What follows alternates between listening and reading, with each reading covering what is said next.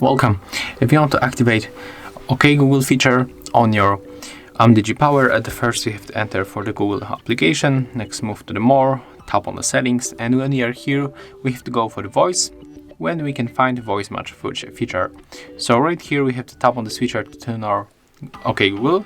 Next we have to click here, tap on this marker, tap that we agree, and then just say OK Google, OK Google, OK Google. Click next. As you can see, it's finished, and right now when you say OK Google,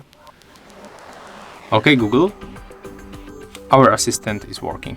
So that's how it looks. Thank you guys for watching. Leave thumbs ups, comments, and subscribe to our channel. See ya!